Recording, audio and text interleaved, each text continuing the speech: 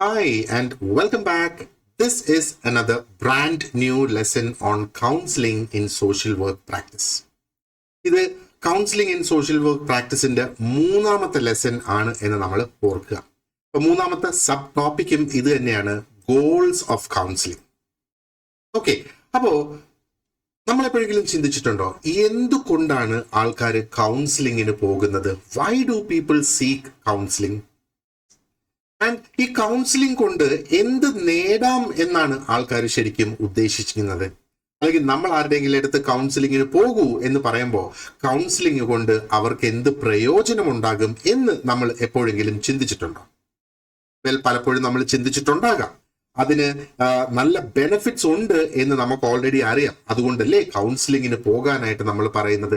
നമ്മളൊരു കൗൺസിലിങ്ങിന്റെ പശ്ചാത്തലത്തിൽ ഒന്നും നമ്മൾ പഠിച്ചിട്ടില്ലെങ്കിൽ പോലും നമ്മുടെ കേട്ടറിവ് വെച്ചെങ്കിലും നമുക്കറിയാം കൗൺസിലിംഗ് ഈസ് ബെനിഫിഷ്യൽ എന്നുള്ളത്, അല്ലേ? അപ്പോൾ ഈ കൗൺസിലിംഗ് എന്ന് പറയുന്നത് ഒരു പ്രൊഫഷണൽ ആയിട്ടുള്ള, ഒരു സ്ട്രക്ചേർഡ് ആയിട്ടുള്ള ഫോം ഓഫ് ഇന്റർപേഴ്സണൽ സപ്പോർട്ടാണ്. ഇത് നമ്മൾ ഓൾറെഡി ഡിസ്കസ് ചെയ്ത കാര്യമാണ്, അല്ലെ? ഇന്റർപേഴ്സണൽ എന്ന് പറയുമ്പോൾ രണ്ട് വ്യക്തികൾ, ഒരു വ്യക്തി മറ്റൊരു വ്യക്തിക്ക് സപ്പോർട്ട് കൊടുക്കുന്ന സിസ്റ്റമാണ് കൗൺസിലിംഗ് എന്ന് പറയുന്നത്. ഇതിനകത്ത് എന്തൊക്കെയാണ് ഉൾപ്പെട്ടിട്ടുള്ളത്? ഒരു വൈഡ് എറേ ഓഫ് ഒബ്ജക്റ്റീവ്സ് ഇതിനുണ്ട്. ആൻഡ് ഈ ഒബ്ജക്റ്റീവ്സ്, അല്ലെങ്കിൽ എന്താണ് അവിടെ നേടാൻ ഉദ്ദേശിക്കുന്നത് എന്നുള്ളതാണല്ലോ ഒബ്ജക്റ്റീവ് എന്ന് പറയുന്നത്.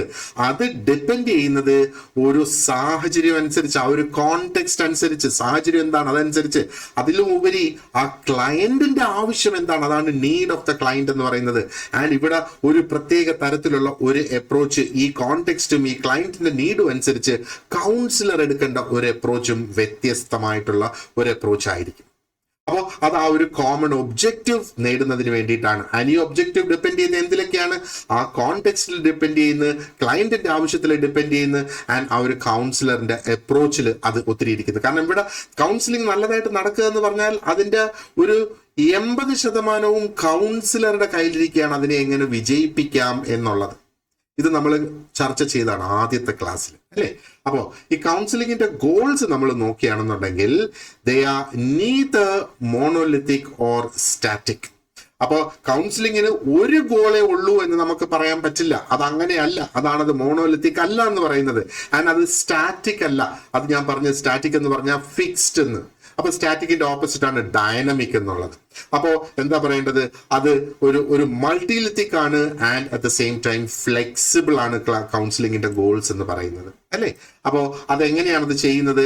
അത് കൗൺസിലിംഗിലൂടെ they adapt to the psychological, social and emotional realities. ഇതിന്റെയൊക്കെ പിന്നിലെ തിയറിയും കാര്യങ്ങളൊക്കെ ഉണ്ട്. ആ തിയറി ഒന്നും അല്ല നമ്മളിവിടെ ശ്രദ്ധിക്കുന്നത്. ഈ ഒരു സൈക്കോളജിക്കൽ റിയാലിറ്റി എന്താണ്, സോഷ്യൽ റിയാലിറ്റി എന്താണ്, ഇമോഷണൽ റിയാലിറ്റി എന്താണ്, ആരുടെ ആ ഒരു ക്ലയന്റിന്റെ റിയാലിറ്റി എന്താണ്, ആ ക്ലയന്റ് എങ്ങനെയാണ് ജീവിച്ചു പോകുന്നത്, ക്ലയന്റ് എന്താണ് അനുഭവിക്കുന്നത്, അത് മനസ്സിലാക്കിയിട്ട് മുമ്പോട്ട് പോകുന്ന ഒന്നാണ്. അല്ലെങ്കിൽ കൗൺസിലിംഗിന്റെ ഗോൾസ് ആ രീതിയിലാണ് തിട്ടപ്പെടുത്തി എടുക്കുന്നത്. അപ്പോ ഇതിലെ ചില ഗോൾസ് റെമഡിയൽ ആണ്. റെമഡിയൽ എന്ന് പറഞ്ഞാൽ ഒരു പ്രശ്നത്തിന് പരിഹാരം എന്ന നിലയിൽ ചെയ്യുന്നതാണ്. എന്നാൽ ചിലത് ഡെവലപ്മെന്റിലാണ്. ഡെവലപ്മെന്റിൽ എന്ന് പറഞ്ഞാൽ ഒരു വ്യക്തി ഏകദേശം ഒരു സ്റ്റേജ് വരെ എത്തി നിൽക്കുന്നു. ആ സ്റ്റേജിൽ നിന്ന് ആ വ്യക്തിക്ക് കുറെ കൂടെ ഉയർന്ന് അടുത്ത ഒരു സ്റ്റേജിലേക്ക് പോവുക എന്നുള്ളത്. ലെറ്റ് സീ എന്തൊക്കെയാണ് കൗൺസിലിംഗിന്റെ ഗോൾസ് എന്നുള്ളത് സ്പെസിഫിക് ആയിട്ട് നമുക്കൊന്ന് നോക്കാം. ആദ്യത്തെ ഗോൾ എന്ന് പറയുന്നത് promotion of healthy personality development. Healthy personality develop ചെയ്തെടുക്കുക എന്നുള്ളത്, അല്ലേ? അപ്പൊ ഇത് എവിടെ നിന്നാണ് വരുന്നത്? It comes from the humanistic psychology. നമ്മൾ ഇനി പഠിക്കും ഹ്യൂമനിസ്റ്റിക് സൈക്കോളജിയുടെ ആ ഒരു പെർസ്പെക്റ്റീവ് എന്താണ് എന്നുള്ളത് നമ്മൾ പഠിക്കും. പ്രത്യേകിച്ചും മാസ്ലോയുടെയും കാൾ റോജേഴ്സിന്റെയും സൈക്കോളജിയിൽ നിന്ന് നമ്മളത് പഠിക്കുന്നതായിരിക്കും. ഓക്കെ, അപ്പൊ ഇവിടെ നോക്കിയേ. അപ്പം ഹ്യൂമനിസ്റ്റിക് സൈക്കോളജിസ്റ്റ് ആരൊക്കെയായിരുന്നു? ഒന്ന് കാൾ റോജേഴ്സ്, ഒന്ന് എബ്രഹാം മാസ്ലോ ആണ്. ഓക്കെ, അപ്പൊ this goal is deeply rooted in the idea of self actualization. Self actualization എന്ന് പറയുമ്പോഴത്തേക്ക് ആ ഒരു വ്യക്തി എന്താണ് എന്നുള്ളത്, ആ വ്യക്തിയുടെ കറണ്ട് അവസ്ഥ എന്താണെന്നുള്ളത് ആ വ്യക്തിക്ക് മനസ്സിലാക്കാനുള്ള ആ ഒരു കഴിവ് ബിൽഡ് ചെയ്തെടുക്കുക, അതാണ് സെൽഫ് ആക്ച്വലൈസേഷൻ. എന്നിട്ട് ആ വ്യക്തിക്ക് എന്താകണമോ ആ ഒരു വഴിയിലേക്ക് ആ വ്യക്തിക്ക് എന്താ പറയേണ്ടത്, ചുവട് വയ്ക്കാനുള്ള സഹായങ്ങൾ ചെയ്തു കൊടുക്കുക എന്നുള്ളതാണ്. അപ്പൊ സെൽഫ് ആക്ച്വലൈസേഷൻ എന്ന് പറയുന്നത് എന്താണെന്ന് ഇവിടെ അടുത്ത ലൈനിൽ പറയുന്നത്, അല്ലേ? It refers to the inherent tendency ജന്മനാ ഉള്ള ഒരു സാധ്യത, ഒരു അതാണ് ഇൻഹെറന്റ് ടെൻഡൻസി എന്ന് പറയുന്നത്. അപ്പൊ എന്താണ് ആ ഒരു tendency? Of every individual to realise their full potential. അവരുടെ ആ ഒരു പരമാവധി, കഴിവിന്റെ പരമാവധി എപ്പോഴും അവർക്ക് ശ്രമിച്ച് ആ ഒരു ഫുൾ പൊട്ടൻഷ്യലിൽ അവർക്ക് എത്താനായിട്ട് സാധിക്കുക എന്നുള്ളത്. മാനിഫെസ്റ്റ് ക്രിയേറ്റിവിറ്റി അവിടെ നടപ്പാക്കി എടുക്കുക. Seek purpose. എന്താണ് പറയേണ്ടത് ആ ഒരു വ്യക്തിയുടെ ജീവിതം കൊണ്ട് ഉദ്ദേശിക്കുന്നത് എന്നുള്ള ആ ഒരു പേർപ്പസ് മനസ്സിലാക്കുക. And strive for psychological maturity എന്ന് പറയുന്നത് ഒരു ഒറ്റ സിംഗിൾ ടേം ആണെങ്കിൽ പോലും അതിനകത്ത് ഒരുപാട് അർത്ഥങ്ങൾ അവിടെ വരുന്നുണ്ട് എന്നുള്ളതാണ്. നമ്മൾ പറയത്തില്ലേ മാനസിക വളർച്ച എത്തിയിട്ടില്ല എന്നുള്ളത്, പ്രായത്തിനൊത്ത് വളർന്നിട്ടില്ല എന്നൊക്കെ നമ്മൾ പറഞ്ഞു കേട്ടിട്ടില്ലേ? അല്ലെ ആ ശരീരം കണ്ടിട്ട് വിചാരിക്കേണ്ട അതൊരു മുതിർന്ന വ്യക്തി അല്ല എന്നൊക്കെ പറയുന്നത് നമ്മൾ കേട്ടിട്ടില്ലേ? ആ ഒരു പ്രായത്തിനൊത്ത മെച്യൂരിറ്റി എന്ന് പറയുന്നതാണ് ആ ഒരു സൈക്കോളജിക്കൽ മെച്യൂരിറ്റി എന്ന് വളരെ സിമ്പിൾ വേർഡ്സിൽ വേണമെങ്കിൽ നമുക്ക് പറയാം. ഇപ്പൊ സെൽഫ് ആക്ച്വലൈസേഷൻ എന്ന് പറയുമ്പോഴത്തേക്ക് becoming the best version of your self. നമ്മുടെ തന്നെ പല രൂപങ്ങൾ നമുക്കുണ്ടല്ലേ. ഒന്ന് നമ്മൾ മടി പിടിച്ചിരിക്കുന്ന ഒരു രൂപം, ഒന്ന് നമ്മൾ അറിയാതിരിക്കുന്ന ഒരു രൂപം. അതായത് നമുക്കത് അറിഞ്ഞൂടെ എങ്ങനെ ചെയ്യണമെന്ന്, എങ്ങനെ തലപൊകിഞ്ഞ് ആലോചിക്കുകയാണ് ഇനി എന്ത് ചെയ്യട്ടെ എന്നുള്ളത്. ഇതൊക്കെ മനസ്സിലാക്കി എങ്ങനെ മുമ്പോട്ട് പോകാമെന്ന് പഠിച്ച ഒരു വ്യക്തി ആകുമ്പോഴത്തേക്ക് it becomes the best version of your self എന്നുള്ളതാണ്. അപ്പൊ ഈ ഒരു ഗോളിലേക്ക് എത്തിച്ചേരാനായിട്ട് പലപ്പോഴും കൗൺസിലിംഗ് സഹായകരമാകും. കാരണം ആ ഒരു ഓട്ടോണമി ഇതിനകത്തൂടെ നമുക്ക് ഡെവലപ്പ് ചെയ്ത് കൊണ്ടുവരാം. ഓട്ടോണമി എന്ന് പറയുമ്പോഴത്തേക്ക് ഡൂയിങ് എവറിത്തിങ് യുവർ സെൽഫ്. നമുക്ക് സ്വന്തമായിട്ട് നമ്മുടെ കാര്യങ്ങൾ ചെയ്തു പോകാൻ കഴിയുന്നത്, നമ്മുടെ പ്രോബ്ലംസ് ഫിക്സ് ചെയ്യാൻ കഴിയുന്നത്, അതല്ലേ ഓട്ടോണമി എന്ന് പറയുന്നത്. സെൽഫ് അവെയർനെസ്, ഞാൻ എന്താണ്, എൻ്റെ പരിമിതികൾ എന്താണ്, എൻ്റെ ഏറ്റവും നല്ല ഗുണഗണങ്ങൾ എന്താണ്, നമ്മുടെ പറയേണ്ടത് അത് ഒക്കെ മനസ്സിലാക്കുന്നതാണ് സെൽഫ് അവെയർനെസ് എന്ന് പറയുന്നത്. ആൻഡ് നമ്മൾ ഇമോഷണലി നമ്മൾ എന്തുമാത്രം മെച്ചപ്പെട്ട ഒരു വ്യക്തിയാണ്, നമ്മുടെ ഇമോഷൻസിനെ നമുക്ക് കൺട്രോൾ ചെയ്യാനായിട്ട് കഴിയുന്നുണ്ടോ എന്നൊക്കെയുള്ളതാണ് ശരിക്കും ആ ഒരു സെൽഫ് ആക്ച്വലൈസേഷൻ എന്ന് പറയുന്നത്. ഒന്ന് ആലോചിച്ച് നോക്കുക, വളരെ ഹെൽത്തി ആയിട്ടുള്ള ഒരു വ്യക്തി, ആ ഒരു ഹെൽത്തി ആയിട്ടുള്ള ഒരു പേഴ്സണാലിറ്റി, ഒരു വ്യക്തിത്വം എന്ന് വേണമെങ്കിൽ പറയാം. ആ വ്യക്തിത്വത്തിനുള്ള ഒരു ബെസ്റ്റ് ക്വാളിറ്റി എന്താണ് ഒന്ന് ചിന്തിച്ചു നോക്കിയേ. എന്നിട്ട് അത് കമന്റ്സിലൊന്നും ഇടും, നമുക്ക് ചെക്ക് ചെയ്ത് നോക്കാം എങ്ങനെ അത് വരുന്നു എന്നുള്ള. അപ്പോൾ this is the first goal അല്ലെങ്കിൽ എയിം ഓഫ് കൗൺസിലിംഗ്. അടുത്തത് നമുക്ക് നോക്കാം. രണ്ടാമത്തെ എന്ന് പറയുന്നത് is provision of support and guidance. ഇത് നമ്മൾ ഓൾറെഡി കുറെ നേരം ചർച്ച ചെയ്ത് വന്നല്ലേ. അപ്പൊ ആ ഒരു സപ്പോർട്ട് കൊടുക്കുക, ഗൈഡൻസ് കൊടുക്കുക, ഇത് രണ്ടും കൗൺസിലിംഗിന്റെ ഭാഗമായിട്ട് അവിടെ വരുന്നു എന്നുള്ളത് വേണമെങ്കിൽ നമുക്ക് പറയാം. പ്രത്യേകിച്ചും ഒരു വ്യക്തിക്ക് ഒരു ഇമോഷണൽ ഡിഫിക്കൽട്ടി ഉള്ള സമയത്ത്, അല്ലെങ്കിൽ ഒരു വ്യക്തി എന്തെങ്കിലും തരത്തിലുള്ള ക്രൈസിസ് നേരിടുന്ന സമയത്തും ഒരു സപ്പോർട്ടായിട്ട് വരും, ഒരു ഗൈഡൻസ് ആയിട്ട് വരും എന്നുള്ളത്. ഓക്കെ, അപ്പോൾ counselling serves as an essential resource in such situations. ഈ സപ്പോർട്ട് വേണ്ട സാഹചര്യങ്ങളിൽ, ഗൈഡൻസ് വേണ്ട സാഹചര്യങ്ങളിൽ ഇത് ഒരു എസെൻഷ്യൽ ആയിട്ടുള്ള അല്ലെങ്കിൽ ഒരു എഫക്റ്റീവ് ആയിട്ടുള്ള ഒരു മാർഗമായിട്ട് മാറും എന്നുള്ളത്. അതേപോലെ the support may be short term or situational. ഒരുപക്ഷെ ആ സപ്പോർട്ട് ചിലപ്പം ആ ഒരൊറ്റ സാഹചര്യത്തിന് വേണ്ടിയിട്ടുള്ള ഒരു സപ്പോർട്ട് ആയിരിക്കാം. ഇവിടെ ഒരു എക്സാമ്പിൾ കൊടുക്കുന്നത്, such as in the case of a young adult overwhelmed by unemployment or a bereaved widow coping with sudden loss. അപ്പോൾ ഒരു ഒരു യങ് ആയിട്ടുള്ള ഒരു വ്യക്തി അവന്റെ ജോലി നഷ്ടപ്പെട്ടിട്ട് ആകെ ഭയന്ന് വിഷമിച്ച് നിൽക്കുന്ന ആ ഒരു സാഹചര്യത്തിൽ ആ വ്യക്തിക്ക് കൗൺസിലിംഗ് കൊണ്ട് വളരെയധികം പ്രയോജനം ഉണ്ടാകും. കാരണം അവിടെ ആ കഴിഞ്ഞു പോയത് ഓർത്ത് കരയുന്നതിന് പകരം ഇനി അടുത്തതിലേക്കുള്ള ഒരു ചുവട് വെക്കാനുള്ള ഒരു മോട്ടിവേഷനായി മാറും ഈ കൗൺസിലിംഗ് എന്നുള്ളതാണ്. അതേപോലെ ഭർത്താവ് മരണപ്പെട്ട് സങ്കടപ്പെട്ട് കരയുന്ന ഒരു ഭാര്യ, അതാണ് ബെറീവ്ഡ് വിഡോ എന്ന് നമ്മൾ ഇവിടെ പറയുന്നത്. അപ്പോ അവർക്ക് ആ ഒരു സിറ്റുവേഷനിൽ നിന്ന് കരകയറാനുള്ള ഒരു സപ്പോർട്ട് ഇവിടെ കൊടുക്കുന്നത്, that is possible through counselling എന്നുള്ളതാണ്.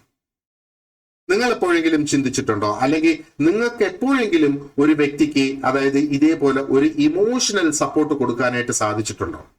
ഉണ്ടെങ്കിൽ ഇതാണ് നിങ്ങൾ അവിടെ ചെയ്തത്. Indirectly you have done counselling. നിങ്ങൾ ഒരു കൗൺസിലിംഗ് ചെയ്യുന്ന പ്രൊഫഷണൽ അല്ലെങ്കിൽ പോലും നിങ്ങൾ അവിടെ ആ വ്യക്തിക്ക് എഫക്റ്റീവായിട്ട് നിങ്ങൾക്ക് കൗൺസിലിംഗ് കൊടുക്കാൻ കഴിഞ്ഞു എന്നുള്ളതാണ്. ഇനി മൂന്നാമത്തെ ഇതിന്റെ ഒരു ഗോൾ എന്ന് പറയുന്നത് facilitation of emotional release. Emotional release എന്ന് പറയുന്നത് എന്താണ്? ഇത് വളരെ പവർഫുൾ ആയിട്ടുള്ള ഒരു ഗോളാണ്. നമ്മൾ നമ്മുടെ ഇമോഷൻസ് ഉള്ളിൽ അടക്കി പിടിച്ചു വെച്ച് നമ്മൾ വിമ്മിഷ്ടപ്പെട്ടിരിക്കുന്നതിന് പകരം നമ്മുടെ ദുഃഖങ്ങൾ ആരോടെങ്കിലും നമുക്ക് പറയാൻ കഴിഞ്ഞാലോ, മനസ്സിലായില്ലേ? അപ്പൊ നമുക്കുണ്ടാകുന്ന ഇമോഷൻസ്, നമ്മുടെ സങ്കടങ്ങൾ, നമ്മുടെ ദേഷ്യം, നമ്മുടെ ഭയം, ഇതൊക്കെ പലപ്പോഴും നമ്മൾ അടക്കി പിടിച്ചു ഉള്ളിൽ വെക്കുമ്പോൾ എന്താ സംഭവിക്കുന്നത്? നമുക്ക് ഒരു ആകെ ഒരു വിമ്മിഷ്ടമായിരിക്കും. ജീവിതത്തിൽ ഒരു ഉന്മേഷം നമുക്കിവിടെ കിട്ടില്ല എന്നുള്ളതാണ് നമ്മൾ അതിൽ നിന്ന് മനസ്സിലാക്കേണ്ടത്, അല്ലേ? അപ്പൊ counselling provides A structured yet non judgemental space for the release of these pent up feelings. അതിനെയാണ് എന്താ പറയേണ്ടത്? കഥാർസിസ് എന്ന് ആ ഒരു പേരിട്ട് അതിനെ പറയുന്നത്. അതായത് ഒരു വ്യക്തിക്ക് ഒരു ആശ്വാസം ലഭിക്കുന്നത് ഈ ഉള്ളിലുള്ളതെല്ലാം അടക്കി പിടിച്ച് വെച്ചിരിക്കുന്നതിനെ ഒന്ന് തുറന്നു പറയാനായിട്ട് കഴിയുന്ന ഒരു സാഹചര്യം. ആ ഒരു ഇത് പറയുമ്പോഴത്തേക്ക്, അല്ലെങ്കിൽ ആ ഒരു സാഹചര്യത്തിൽ ഇപ്പൊ തുറന്ന് പറഞ്ഞു കഴിയുമ്പോഴത്തേക്ക് നമുക്ക് കിട്ടുന്ന ആ ഒരു ആശ്വാസത്തിനെയാണ് കത്താർസിസ് എന്ന് പറയുക. അത് കത്താർസിസ് നമ്മൾ ലിറ്ററേച്ചറിന്റെ കാര്യത്തിൽ നോക്കുകയാണെന്നുണ്ടെങ്കിൽ you are achieving the peak, the height of enjoyment through that literature എന്നുള്ളതാണ് കത്താർസിസ്. ഓക്കെ, നാലാമത്തത് നമ്മളൊന്ന് നോക്കിയാൽ ആ ഒരു enhancement of self awareness and insight. ഇത് നമ്മൾ പല വേളയിൽ നമ്മൾ ചർച്ച ചെയ്ത് ഏകദേശം ഈ 3 ക്ലാസ്സസ് നമ്മൾ നോക്കുകയാണെന്നുണ്ടെങ്കിൽ ഇന്റർട്വൈൻഡ് ആണ്, ഇന്റർമിങ്കിൾഡ് ആണ്. കാര്യങ്ങൾ അങ്ങോട്ടും ഇങ്ങോട്ടും മാറിയും തിരിഞ്ഞും കിടക്കുന്നതായിട്ട് നമുക്ക് കാണാം, അല്ലേ? അപ്പോൾ ആ ഒരു സെൽഫ് അവെയർനെസ് എന്താണ് എന്ന് നമ്മൾ ഓൾറെഡി ഡിസ്കസ് ചെയ്തിട്ടുണ്ട്. അപ്പോൾ അതോടൊപ്പം ആ ഒരു സെൽഫ് ആക്സെപ്റ്റൻസ്, ഞാൻ എന്നെ തന്നെ അംഗീകരിക്കുന്നതാണ്, ആൻഡ് സെൽഫ് ഡയറക്ഷൻ, എനിക്ക് എൻ്റെ കാര്യങ്ങൾ തീരുമാനിച്ച് മുന്നോട്ട് പോകാനായിട്ട് കഴിയും എന്നുള്ളത്. ഇതാണ് 3. ആ ഒരു self awareness, self acceptance, self direction ആണ് the triad of a well developed personality. അപ്പൊ ഈ ട്രയാഡ് എന്ന് പറഞ്ഞാൽ 3 വരുന്ന ഒരു സംഗതിക്കാണ് ട്രയാഡ് എന്ന് പറയുക. അപ്പൊ ഇവിടെ ഒന്ന് self awareness, self acceptance, self direction. ഇത് ഓർത്തു വെച്ചോളൂ. അതേപോലെ കൗൺസിലിംഗിലൂടെ clients are guided to explore their inner world. നമ്മുടെ ഉള്ള് ശരിക്കും പരിശോധിക്കാനായിട്ട് നമുക്ക് ഒരു ഗൈഡൻസ് ആയി മാറും കൗൺസിലിംഗ് എന്നുള്ളതാണ്. നമ്മുടെ ചിന്തകൾ, നമ്മുടെ ഇമോഷൻസ്, നമ്മുടെ വാല്യൂസ്, അതായത് മൂല്യങ്ങൾ, നമ്മുടെ ബിഹേവിയേഴ്സ്, നമ്മുടെ പെരുമാറ്റങ്ങളൊക്കെ വളരെ സത്യസന്ധമായ ഒരു സ്ട്രക്ചേർഡ് ആയിട്ടുള്ള രീതിയിൽ നമുക്ക് അതിനെ വിലയിരുത്താനായിട്ട് സാധിക്കും. അത് തന്നെയാണ് സെൽഫ് അവെയർനെസ് ആൻഡ് ഇൻസൈറ്റ് എന്ന് പറയുന്നത്. ആ ഇൻസൈറ്റ് കിട്ടുമ്പോൾ നമ്മൾ സെൽഫ് അവെയർ ആകും. നമ്മൾ സെൽഫ് അവെയർ ആകുമ്പോഴത്തേക്ക് നമുക്ക് പലപ്പോഴും നമുക്ക് മനസ്സിലാകും എന്താണ് നമ്മുടെ പോരായ്മകൾ എന്ന്, നമുക്ക് അല്ലെങ്കിൽ നമ്മുടെ ബലഹീനതകൾ എന്താണ് എന്ന് നമുക്ക് മനസ്സിലാകും എന്നുള്ളതാണ്. ഇനി 5ാമത്തെ ഒന്നെന്ന് പറയുന്നത് clarification and transformation of values. നമ്മുടെ വാല്യൂസ്, അതായത് നമ്മുടെ മൂല്യങ്ങൾ, നമ്മൾ ജീവിച്ചു പോകുന്ന നമ്മുടെ മൂല്യങ്ങൾ. ഓക്കെ, അപ്പോ ഇത് എന്താണ് ശരിക്കും നമ്മുടെ മൂല്യങ്ങൾ എന്ന് പറയുന്നത്? ചില സമയത്ത് ഈ മൂല്യങ്ങളെ കുറിച്ച് ചിന്തിക്കാതെ തന്നെ നമുക്ക് പകർന്നു കിട്ടും ചില മൂല്യങ്ങൾ എന്ന് വേണമെങ്കിൽ പറയാം. കാരണം നമ്മുടെ അച്ഛനും അമ്മയും ഒക്കെ ഒരുപക്ഷെ നമ്മളെ പഠിപ്പിച്ച് തരുന്ന ചില മൂല്യങ്ങളുണ്ട്. അപ്പോ values play a critical role in shaping perceptions, decisions and behaviours. നമ്മുടെ മൂല്യങ്ങൾ, അതായത് ഒന്ന് സിമ്പിൾ ആയിട്ട് ഞാൻ പറയാനാണ്, കള്ളം പറയരുത്, മോഷ്ടിക്കരുത്, ചതിക്കരുത്, വഞ്ചിക്കരുത്, ദേഷ്യപ്പെടരുത് എന്നൊക്കെ പറയുന്ന സംഗതികളാണ് മൂല്യങ്ങൾ എന്ന് പറയുന്നത്, വാല്യൂസ് എന്ന് പറയുന്നത്. നമ്മുടെ ഉള്ളിൽ നമ്മൾ ഡെവലപ്പ് ചെയ്തെടുത്തിട്ടുള്ള നമ്മുടെ ഈ മൂല്യങ്ങൾ തന്നെയല്ലേ നമ്മുടെ കാഴ്ചപ്പാടിനെയും നമ്മുടെ തീരുമാനങ്ങളെയും നമ്മുടെ പെരുമാറ്റങ്ങളെയും പ്രധാനമായിട്ടും സ്വാധീനിക്കുന്നതും. നമ്മളൊരു പ്രത്യേക രീതിയിൽ നമ്മൾ പെരുമാറുന്നുണ്ടെങ്കിൽ അത് ചില മൂല്യങ്ങൾ നമ്മുടെ ഉള്ളിൽ നിൽക്കുന്നത് കൊണ്ടാണ്. However, these values are often inherited uncritically through socialization and may at times be maladaptive or in conflict with societal norms. അപ്പൊ ഇവിടെ പറഞ്ഞു വരുന്നത് എന്താണ്? ഈ ഒരു ട്രാൻസ്ഫോർമേഷൻ ഓഫ് വാല്യൂസിന്റെ തുടക്കം ഇവിടെ നിന്നാണ് വരുന്നത്. പക്ഷെ ഈ മൂല്യങ്ങൾ ഇവിടെ ഇങ്ങനെ നിലനിൽക്കവേ ചില മൂല്യങ്ങൾ എന്ന് പറയുന്നത് നമുക്ക് ഇൻഹെറിറ്റ് ചെയ്ത് കിട്ടുന്ന, അതെങ്ങനെ ഒരുപക്ഷെ നമ്മുടെ സോഷ്യലൈസേഷനിലൂടെ എന്താ പറയേണ്ടത്, അൺക്രിട്ടിക്കലി അതിനെക്കുറിച്ച് കൂടുതൽ നമ്മൾ ചിന്തിക്കാതെ നമുക്ക് ചില കാര്യങ്ങൾ, ചില വാല്യൂസ് നമ്മുടെ ഉള്ളിലേക്ക് വരുന്നത്. ആൻഡ് ഇത് പലപ്പോഴും എന്താ പറയേണ്ടത്, മാലഡാപ്റ്റീവ് ആയിട്ട് മാറും. ആൻഡ് അത് സമൂഹത്തിന്റെ ആ ഒരു എന്താ പറയണ്ട മൂല്യങ്ങൾക്ക് ഒരു കോൺഫ്ലിക്റ്റ് ആയിട്ട് അവിടെ വരും എന്നുള്ളത്. അങ്ങനെ വരുന്ന സാഹചര്യങ്ങളിൽ എന്താണ് പറയുന്നത്, ഈ കൗൺസിലറിന് ഹെൽപ്പ് ചെയ്യാനായിട്ട് കഴിയും. ഹെൽപ്പ് ചെയ്ത് ആ ഒരു ക്ലയന്റിനെ എന്താ പറയേണ്ടത്, ഇവർക്ക് ഇപ്പോൾ ഉള്ള ഈ ഒരു വിശ്വാസമായിരുന്നാലും എന്ത് തന്നെ ആയിരുന്നാലും ശരി, ആ ഒരു കോൺട്രഡിക്ഷൻ ഉണ്ടാകാനുള്ള കാരണത്തിനെ എക്സ്പ്ലോർ ചെയ്ത് അതിനെ ശരിക്കും അസസ് ചെയ്ത് നല്ല വൃത്തിയായിട്ട് മനസ്സിലാക്കി വീണ്ടും align it with the personal and social wellbeing. ആ ഒരു വ്യക്തിയുടെ തന്നെ നന്മയ്ക്ക് വേണ്ടിയിട്ട് അതിനെ മാറ്റി തിരിച്ച് നമുക്ക് കൊണ്ടുവരിക. അങ്ങനെ വരുമ്പോഴത്തേക്ക് കുറെ കൂടെ ഹെൽത്തിയർ ആയിട്ടുള്ള പോസിറ്റീവ് ആയിട്ടുള്ള ഒരു വാല്യൂ ഓറിയന്റേഷൻ നമുക്ക് ജീവിതത്തിൽ ലഭിക്കും എന്നുള്ളതാണ്. ഇനി മറ്റൊന്ന്, ആറാമത്തെ എന്ന് പറയുന്നത് support for crisis management and life transitions. അപ്പൊ എന്താണ്, ജീവിതത്തിൽ നമ്മൾ നോക്കുകയാണെന്നുണ്ടെങ്കിൽ എപ്പോഴും നമ്മൾ ഒരു സ്റ്റേജിൽ നിന്ന് മറ്റൊരു സ്റ്റേജിലേക്ക് ട്രാൻസിഷൻ നടന്നുകൊണ്ടേയിരിക്കുക. 10ാം ക്ലാസ് കഴിഞ്ഞ് 12ലേക്ക് ട്രാൻസിഷനായി, 12 കഴിഞ്ഞ് ഡിഗ്രിക്ക് ട്രാൻസിഷനായി, ഒരുപക്ഷെ ഡിഗ്രി കഴിഞ്ഞിട്ട് അതിനുശേഷം നമ്മളൊരു ജോലിക്ക് നോക്കുന്നു, അവിടെ ഒരു ട്രാൻസിഷനായി, പിന്നെ വിവാഹം കഴിക്കുന്നു, അവിടെ ഒരു ട്രാൻസിഷനായി, പിന്നെ ജോലി മാറുന്നു, അവിടെ വീണ്ടും ഒരു ട്രാൻസിഷനായി, ഫൈനലി നമ്മൾ റിട്ടയർ ആകുന്നു, അത് തന്നെ ഒരു ട്രാൻസിഷനായി അല്ലേ. അപ്പോ കൗൺസിലിങ്ങിലൂടെ ഈ ട്രാൻസിഷൻസിനെ കൃത്യമായിട്ട് മാനേജ് ചെയ്യാനായിട്ട് കോൺഫിഡൻസോടുകൂടി ഇതിനെ മാനേജ് ചെയ്ത് പോകാനായിട്ട് ആൾക്കാരെ സഹായകരമാകും എന്നുള്ളതാണ്. അപ്പൊ എന്താണ് ലൈഫ് ട്രാൻസിഷൻസ്? ഞാൻ ഈ പറഞ്ഞതുപോലെ ലൈഫ് ട്രാൻസിഷൻസ് ഒന്ന് ഇവിടെ കൊടുത്തേക്കുന്നത് ആ ഒരു അഡോളസൻസിൽ നിന്ന് മാരേജിലേക്ക് പോയി, പിന്നെ അവര് തന്നെ പേരന്റ് ആയി, പിന്നെ കരിയർ ചേഞ്ചസ് വരുന്നു, റിട്ടയർമെന്റിൽ എത്തുന്നു. അപ്പൊ ഇപ്പോൾ ഈ സാഹചര്യങ്ങളെല്ലാം ഒത്തിരിയധികം സൈക്കോളജിക്കൽ സ്ട്രെസ് അനുഭവപ്പെടും അല്ലെ. ചിന്തിക്കാറുണ്ട് റിട്ടയർമെന്റിന് ശേഷം ഇനി എന്ത്. ഇവിടെയാണ് പല ഇൻഷുറൻസ് കമ്പനികളും മുതലെടുക്കുന്നത്. അപ്പൊ നമുക്ക് ആ ഒരു അങ്കലാപ്പുണ്ട്, റിട്ടയറിന് ശേഷം നമ്മൾ എന്ത് ചെയ്യും? അപ്പൊ അവർ പറയും ഞങ്ങളിൽ പൈസ നിക്ഷേപിക്കൂ, നിങ്ങൾ റിട്ടയർ ആയതിനു ശേഷം നിങ്ങൾക്ക് കോടികൾ ഞങ്ങൾ തരും. അത് ചിലപ്പോൾ ഉള്ളതായിരിക്കാം, അത് എനിക്ക് അറിഞ്ഞൂടാ, അതിന്റെ ഡീറ്റെയിൽസ് എനിക്ക് അറിഞ്ഞൂടാ. പക്ഷെ ഈ ഉള്ള ഒരു സ്ട്രെസ്സിനെ, ഒരു ആൻസൈറ്റിനെയാണ് അവിടെ മുതലെടുത്തിട്ട് അതിനൊരു സൊല്യൂഷൻ എന്ന നിലയിൽ അവർ നമ്മുടെ മുന്നിലേക്ക് അത് അവതരിപ്പിക്കുന്നത് അല്ലേ. നമ്മളെല്ലാവരും ഈ ഒരു അൺസർട്ടനിറ്റി ആൻഡ് വൾണറബിൾ ആയിട്ടുള്ള വ്യക്തികളാണ്. നമുക്ക് ഏത് സമയത്തും എന്ത് തരത്തിലുള്ള ഒരു വ്യത്യാസവും ഒരു ചേഞ്ചും നമ്മുടെ ജീവിതത്തിൽ ജോലിയിലും ഒക്കെ ആയിരുന്നാലും നമുക്ക് സംഭവിക്കാം, പ്രതീക്ഷിക്കാതെ നമുക്ക് സംഭവിക്കാം എന്നുള്ളത്. അതാണ് ആ ഒരു വൾണറബിൾ ആയിട്ടുള്ള കാറ്റഗറിയാണ് നമ്മൾ മനുഷ്യരെല്ലാവരും. അപ്പൊ ഈ വൾണറബിലിറ്റിക്ക് നമ്മൾ എപ്പോഴും ഒരു പ്രൊട്ടക്ഷൻ, ഒരു സംരക്ഷണം കൊടുക്കാനായിട്ട് നമ്മൾ ശ്രമിക്കും. അവിടെയാണ് എല്ലാ തരത്തിലും ഇൻഷുറൻസ് വരുന്നത്. വാഹന ഇൻഷുറൻസ് അതാണ്, ഹെൽത്ത് ഇൻഷുറൻസ് അതാണ്, ആക്സിഡന്റ് ഇൻഷുറൻസ് അതാണ് അല്ലേ. റൈറ്റ്. അപ്പോ ഒന്ന് മനസ്സിലായില്ലേ, ആ ക്രൈസിസ് വരുന്ന സമയത്ത് എങ്ങനെ അതിനെ മാനേജ് ചെയ്യുക ആൻഡ് ലൈഫിലെ ട്രാൻസിഷൻസിനെ എങ്ങനെ മാനേജ് ചെയ്യുക. കൗൺസിലിംഗ് ഇങ്ങനെയുള്ള സാഹചര്യങ്ങളിൽ അവർ ഇമോഷണൽ സപ്പോർട്ട് മാത്രമല്ല, ഒരുപാടധികം പ്രാക്ടിക്കൽ സ്ട്രാറ്റജീസ് നമ്മെ പഠിപ്പിച്ചു തരും, നമുക്ക് അഡാപ്റ്റ് ചെയ്ത് ബെറ്റർ ആയിട്ട് മുന്നോട്ട് പോകുന്നതിന് വേണ്ടിയിട്ട്. ഓക്കെ, ഇനി മറ്റൊന്ന് നമുക്ക് നോക്കാനുള്ളത് skill development and behaviour change ആണ്. ബിഹേവിയർ ചേഞ്ച് ഒരു പരിധിവരെ അവിടെ നടക്കും. അപ്പോ ഈ ഒരു ഗോൾ എന്ന് പറയുന്നത് പലപ്പോഴും കൗൺസിലിങ്ങിനെ സംബന്ധിച്ചിടത്തോളം ആൾക്കാർ അങ്ങ് അവഗണിക്കും എന്നുള്ളതാണ്. പക്ഷേ കൗൺസിലിങ്ങിനും സ്കിൽസ് ബിൽഡ് ചെയ്ത് കൊടുക്കാനായിട്ട് സാധിക്കും. ഒരു പക്ഷേ കമ്മ്യൂണിക്കേഷൻ സ്കിൽസ് ബിൽഡ് ചെയ്യാൻ സാധിക്കും. ആങ്കർ, ദേഷ്യം കൃത്യമായിട്ട് നമുക്ക് മാനേജ് ചെയ്ത് പോകാനായിട്ട് സാധിക്കും. ചെറിയ ചെറിയ കോൺഫ്ലിക്റ്റുകൾക്കൊക്കെ, നമുക്ക് വഴക്കുകൾക്കൊക്കെ പരിഹാരം ഉണ്ടാക്കാനായിട്ട് നമുക്ക് സാധിക്കും. ഓക്കെ, അപ്പൊ അവിടെയാണ് ചില കേസിൽ ഈ കൗൺസിലിംഗിന്റെ ഒബ്ജക്റ്റീവ് വിൽ ഹെൽപ്പ് അല്ലെങ്കിൽ will equip clients with specific life skills. ഇപ്പൊ ലൈഫ് സ്കിൽസ് എന്താ? ഒന്ന് കമ്മ്യൂണിക്കേഷൻ ആണ്, ഒന്ന് അസേർട്ടീവ്നെസ്. അസേർട്ടീവ്നെസ് എന്താണ്? നമ്മൾ പലപ്പോഴും നോ പറയേണ്ട സാഹചര്യങ്ങളിൽ നമുക്ക് നോ പറയാൻ കഴിയാതെ പോകുന്നതാണ് നമ്മൾ അസേർട്ടീവ് അല്ല എന്ന് പറയുന്ന ആ ഒരു വ്യക്തി. എന്നാൽ നമുക്ക് അസേർട്ടീവ് ആയിട്ട് നമുക്ക് അവിടെ പറയാം. നോ എന്ന് ഡയറക്റ്റ് ആയിട്ട് പറഞ്ഞില്ലെങ്കിൽ പോലും എനിക്കിപ്പോ തന്നെ ഒരുപാടധികം ജോലികൾ എൻ്റെ കയ്യിലുണ്ട്, അതൊന്ന് തീർന്നിട്ട് ഞാൻ അടുത്തതിലേക്ക് വരാം എന്ന ഒരു സ്ട്രോങ് ആയിട്ടുള്ള ഒരു ഡിസിഷൻ നമ്മൾ എടുക്കുന്നതാണ് അസേർട്ടീവ്നെസ് എന്ന് പറയുന്നത്. അപ്പൊ ഈ സ്കിൽ ഡെവലപ്മെന്റ്, ബിഹേവിയർ ചേഞ്ച് എന്ന് പറയുന്നത് പ്രത്യേകിച്ചും നമ്മൾ ഡെവലപ്മെന്റൽ കൗൺസിലിംഗിൽ നോക്കുകയാണെന്നുണ്ടെങ്കിൽ അത് വളരെ പ്രധാനപ്പെട്ടതായിട്ട് അവിടെ വരും. ഡെവലപ്മെന്റൽ കൗൺസിലിംഗിൽ, കാരണം അവിടുത്തെ ഫോക്കസ് എന്താണ്?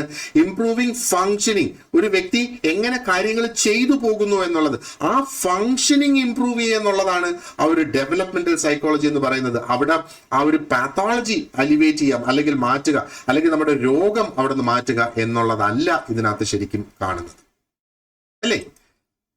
അപ്പോ ഈ നമ്മൾ ഇപ്പൊ ഇത്രയും ഗോൾസ് നമ്മൾ ഇവിടെ നോക്കി അല്ലെ. ഓരോ ഗോൾസും ഇൻഡിവിജ്വൽ ആയിട്ട് നമ്മളിപ്പോ നോക്കി ഇത് മനസ്സിലാക്കി. എന്നാൽ പ്രാക്ടീസിൽ നമ്മൾ നോക്കുമ്പം പലപ്പോഴും ഇത് ഓവർലാപ്പ് ചെയ്ത് നിൽക്കും എന്നുള്ളതാണ്. അപ്പോ ഒരു സെഷൻ ചിലപ്പോൾ സെൽഫ് അവയർനെസ് ഉള്ളതായിരിക്കാം, മറ്റൊരെണ്ണം ചിലപ്പോൾ ഇമോഷണൽ റിലീസിന് വേണ്ടിയിട്ടായിരിക്കാം, മറ്റൊരെണ്ണം ചിലപ്പം ക്ലാരിഫിക്കേഷന് വേണ്ടിയിട്ടായിരിക്കാം, ചിലപ്പോ ഒരൊറ്റ സെഷനിൽ ഇതെല്ലാം നടക്കും എന്നുള്ളതാണ്. അപ്പൊ ഏറ്റവും പ്രധാനമായിട്ട് നമ്മളിവിടെ മനസ്സിലാക്കേണ്ടതെന്ന് പറയുന്നത് കൗൺസിലിംഗിന്റെ ഗോൾസ് എന്ന് പറയുന്നത് നിർബന്ധമായിട്ടും അടിച്ചേൽപ്പിക്കുന്ന ഗോൾസ് അല്ല, അത് ഇമ്പോസ്ഡ് അല്ല. ഈ ഗോൾസ് പലപ്പോഴും കോ ക്രിയേറ്റഡ് ആണ് ആ ഒരു ക്ലയന്റുമായിട്ട്. അപ്പൊ ആ ക്ലയന്റിനെ കൊണ്ടാണ് ക്ലയന്റ് ആണ് പറയേണ്ടത് എന്താണ് ഞാൻ അച്ചീവ് ചെയ്യാൻ ആഗ്രഹിക്കുന്നത്. അപ്പോ ആ ഒരു കൗൺസിലറും ക്ലയന്റും കൂടെ ഒരുമിച്ചിരുന്ന് എപ്പോഴും ആ ഒരു പ്രാക്ടിക്കൽ സിനാറിയോയിൽ ക്രിയേറ്റ് ചെയ്ത് എടുക്കുന്നതാണ് അതിന്റെ ഗോൾസ്. നമുക്ക് ഒരു 7 ഡിഫറെന്റ് കാറ്റഗറീസ് നമുക്ക് ഇവിടെ കാണാം. അപ്പോൾ കൃത്യമായ ഒരു കൊളാബറേഷൻ അവിടെ നടത്തണം, അവിടെ എത്തിക്സ് കണക്കിലെടുക്കണം, ആൻഡ് ഓരോ വ്യക്തിക്കും പ്രയോജനകരമായി വരുന്ന രീതിയിൽ ആ ഒരു കൗൺസിലിംഗ് തിട്ടപ്പെടുത്തി എടുക്കണം എന്നുള്ളതാണ്. അതാണ് അതിന്റെ ആ ഒരു ഈ ഇന്റഗ്രേറ്റീവ് പെർസ്പെക്റ്റീവ് എന്ന് പറയുന്നത്. അപ്പോൾ നമ്മൾ ഇതെല്ലാം കൂടെ ഒരുമിച്ചുള്ള ഒരു കാഴ്ചപ്പാടിൽ നിന്ന് നമ്മൾ നോക്കുകയാണെന്നുണ്ടെങ്കിൽ ഈ ഗോൾസിനെ എല്ലാം നമുക്കിത് ഇങ്ങനെ കാണാനായിട്ട് സാധിക്കും. അപ്പോൾ ഈ കൗൺസിലിംഗിന്റെ ഗോൾസ് എന്ന് പറയുന്നത് it reflects it's rich and multi dimensional nature. ആ ഗോൾസ് നോക്കിയാൽ തന്നെ നമുക്കറിയാം പല ഡയമെൻഷൻസിൽ ഈ കൗൺസിലിങ്ങിന് പ്രവർത്തിക്കാനായിട്ടും എഫക്റ്റീവ് ആകാനായിട്ടും സാധിക്കും അല്ലേ.